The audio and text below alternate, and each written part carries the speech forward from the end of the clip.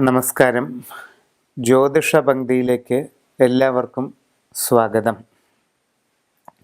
യന്ത്രങ്ങളും രത്നങ്ങളും എന്ന വിഷയത്തെപ്പറ്റിയാണ് ഇന്ന് പ്രതിപാദിക്കുന്നത്.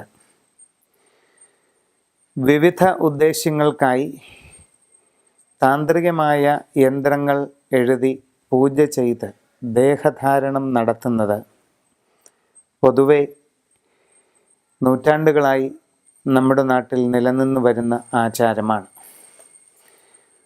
ജീവിതത്തിൻ്റെ ഓരോ സാഹചര്യങ്ങൾക്കനുസരിച്ച് ഓരോരോ ആവശ്യങ്ങൾക്കും ലക്ഷ്യപ്രാപ്തികൾക്കുമായി വ്യത്യസ്തങ്ങളായ ഓരോ യന്ത്രങ്ങൾ തയ്യാർ ചെയ്ത് ധരിക്കുന്നത് വളരെ പണ്ട് മുതൽക്കേ ഉള്ള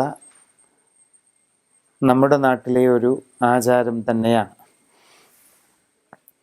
അശ്വതി മുതൽ രേവതി വരെയുള്ള 27 നാളുകാർക്കും അവരവരുടെ ഇപ്പോഴുള്ള ഗ്രഹസ്ഥിതി അനുസരിച്ച് ഉദ്ദേശിക്കുന്ന കാര്യസിദ്ധിക്ക് വേണ്ടിയും തൽക്കാല ക്ലേശ നിവാരണത്തിന് വേണ്ടിയുമൊക്കെ ഏതേത് യന്ത്രങ്ങൾ ധരിക്കാമെന്നും അത് എപ്രകാരം ഉപയോഗിക്കാമെന്നും വ്യക്തമാക്കുകയാണ് ഇന്ന് ചെയ്യുന്നത്.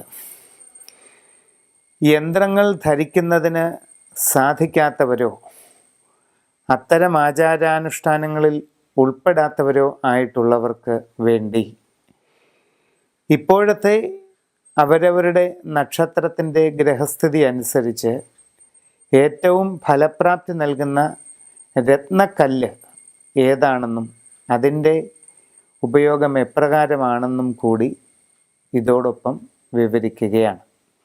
അശ്വതി മുതൽ രേവതി വരെയുള്ള 27 നാളുകാരുടെയും യന്ത്രങ്ങളും രത്നങ്ങളും ഏതൊക്കെയാണ് ഇപ്പോൾ ഉപയോഗിക്കേണ്ടത് എന്ന് പറയുന്നു.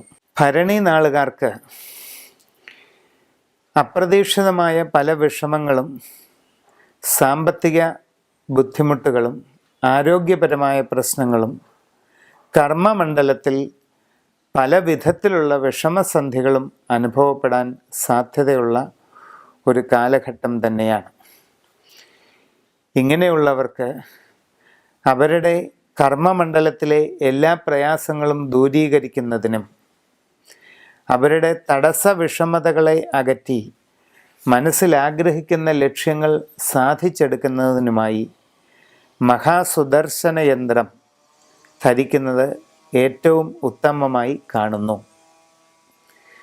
കൂടാതെ മറ്റു വിശ്വാസികൾക്ക് ആവശ്യാനുസരണം വെൺപത്മരാഗം എന്ന രത്നക്കല്ല് ശരിയായ അളവിൽ ലോക്കറ്റിലാക്കി കഴുത്തിൽ ധരിക്കുന്നത് വളരെയധികം പ്രയോജനവും അനുകൂല ഫലങ്ങളും നൽകുന്നതായി കാണുന്നു.